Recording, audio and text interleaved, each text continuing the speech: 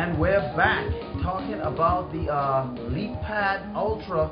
This is a tablet that is designed for children ages 4 to 9, and definitely, I mean, this is something that you might want to check out. Now, during the break, Devin was talking about his experience with a Leapfrog product that he bought. Devin, could you bring the people up to speed on what your experience has been using, and how do you think this new version, do you think there's a market for it? Is it going to be usable by children? Absolutely. I think there's a market for it. It's an excellent market, and I like the concept behind the Leapfrog. But a big BUT, the cost for maintaining and having Leapfrog, it can mount up because you're not just buying the unit and then you have apps. To buy an app for an adult is anywhere from $1 or even cents. Or even free. Yeah, free. Yeah. Up till so it's below 10. Yeah, usually, $6.99 right? is the most I've seen. We're talking about apps for the kids for like $25. $25. $20 for one app. For one app, and I mean the idea is fantastic, but after a while you'll be in the poorhouse going, that Leapfrog taught her great, but now we're broke.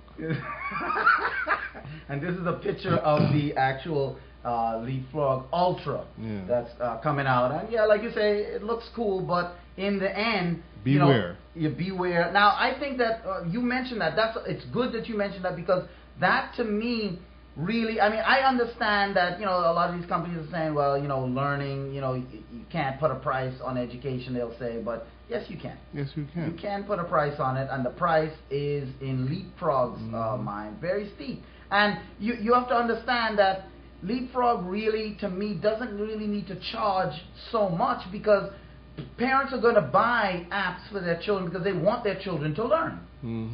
So that won't be a problem. But if you make it out of reach, and everything, and I said it comes preloaded with 11 apps, but they're gonna grow out of that. They grow out of them quickly. Yeah. Kids' attention span, is really short, and they do one game for a month. By next month, they're ready to move on. It's not like you keep those games forever. Right.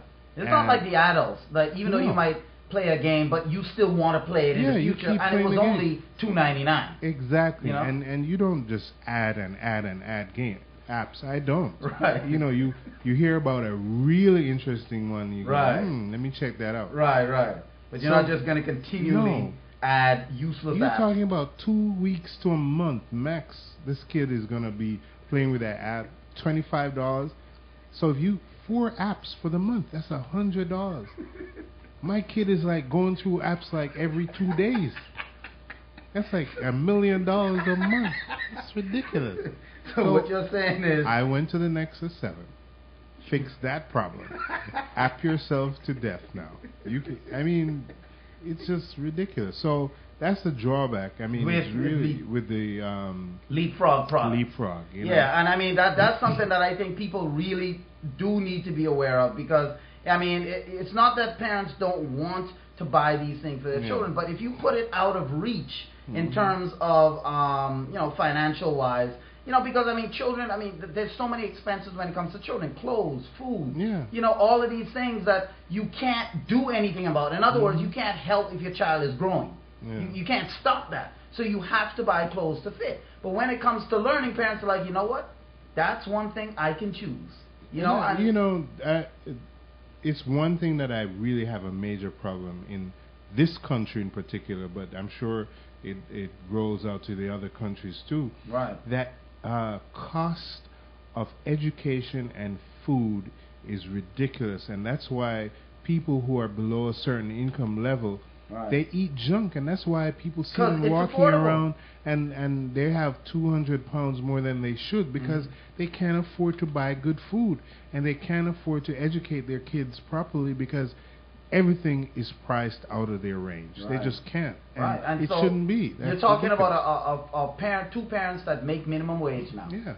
you might be able to afford the initial Leap tablet. You know, maybe $99. Maybe they scrape together. But $25 an app? That's ridiculous. You can't afford that. Totally You know, ridiculous. and then the food, like you're saying, you're going to a store, you know, one tomato is, you know, $1.29 a pound, and the tomato itself is 2 pounds. So right away, you can only buy 1 or 2 tomatoes, and you have 2 children that are just going to slice through that. I mean, you know, so you go to McDonald's. So you know? the kids of underprivileged or you know are going to be left behind again because they don't have access to the computers and the laptops and the specialty, you know, tablets and all those things that the other kids have, and that's why, and it's not that you look at it, well, some children are just smarter. No, they just have certain advantages that some other parents just unfortunately don't have. So that's really what I want to see from technology, bringing the same advantage, it affordable, making the feel level when it comes to learning, when it comes to people being, and I think that's starting to happen. Because it used to be before, like you said, and you said you're going to your Nexus 7, it used to be before that families couldn't afford computers, period. You know, certain families, you know, they couldn't afford. Now computers are coming down in price to where families can have a laptop in their homes. But you recognize that this is 10 years later. Yes. So you have kids now that were 10, now are 20, and they're behind the eight ball. Yeah. They're just not computer savvy. And they're going to have to make up that difference. And people don't, you know, my problem isn't that it exists. My problem is not just that it exists. The problem is that we don't even recognize that it exists. So when those same kids come to get a job, we don't understand that. And you know, we treat them like they didn't learn. How didn't you know that? Why didn't you know that? They just didn't have the opportunity, and you know, there's some that do. And you know, because there's some parents that can afford the $25 per app in the Leapfrog. And so what you're saying is totally 100%. So a child that's 10 today, you know, 10 years later when technology is affordable, they're already 20. So yes, they can catch up and whatnot, but that experience may not have given them the drive necessary to where they're like, yes, let me learn this. And so now the younger ones coming up, they know more than the 20-year-olds that's out there in the workforce because these things have come down. So that's one thing we want to see definitely in technology. Companies investing in technology that levels the playing field for children, for adults, for everybody when it comes to technology. Not only people who are rich should be able to afford good technology. It shouldn't be that, you know, the only technology I can afford is yesteryear's computer. You know what I'm saying? While everyone else has moved to touch screens, I'm still using a regular analog typewriter, you know, because now I can afford one. You know, so it should be to where technology is cheap enough that all people, you know, can afford it. And I think one of the things that holds us back, you know, as a society is that society today is a technology-driven society. So if you can't afford technology, it really does hold you back from being able to contribute fully in today's world that is surrounded, you know, by technology. Now, speaking of technology, Sony has this week added a new addition to their range of Bluetooth smartphone receivers in the form of the newly launched Sony SBH52 handset. Now, the Sony SBH52 connects to your smartphone via Bluetooth and provides a handy handset that you can take calls with, and we'll show you a video of this coming up. Now, the Sony SBH52 has been designed to go hand in hand with the Xperia Z Ultra and features an FM radio and OLED display, which displays caller ID, music track information, the time, or even a text message. And the case of the Sony SBH52 is also waterproof and supports NFC connections and can connect to 2 devices simultaneously. Sony is saying. So this thing can connect to your phone as well as to your tablet. Now, it's designed to go hand in hand with the Xperia Z, but Sony didn't say you couldn't use it with other Android phone devices. But this thing is able to connect wirelessly to 2 devices at once, which is good because if you have a phone, you can connect to your phone and you can connect to your tablet if you're carrying both, and especially if you can make calls on both. You can connect to your phone or you can connect to your computer. If you're using Google Voice as your phone or whatever, so you can connect to two devices simultaneously without having to disconnect, reconnect, and all that type of stuff. Now, with this innovation, according to Sony, with this innovative handheld audio accessory, you can enjoy a comfortable and easy calling experience. The person you're talking to will experience crystal clear voice audio during the call.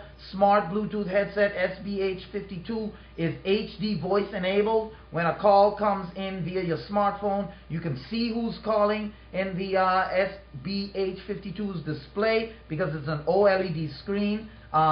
Press once to answer. You can use the SBH52 to view recent calls and call again directly. You can move around freely and leave your phone, in your pocket, bag, or wherever within the Bluetooth range up to 10 meters, and you can still answer calls, see who's calling. You can get text messages on the Bluetooth device. For hands-free calling experience, you can connect the headphones supplied in the kit. Unfortunately, no information on pricing or release has been announced yet, but it's expected to be released around the third quarter of this year. So let me just go ahead real quick and show you this device before we head into a break. You know what I'm saying? Right now, we're just going to show you this thing fast here real quick. Because this is the new Sony device coming out third quarter.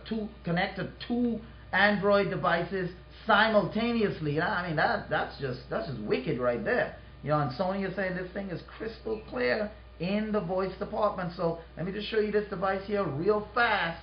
And then we'll head on into a break right quick. All right, here we go. Here we go. Final checks. Real fast. Go. Now this is the headset right here.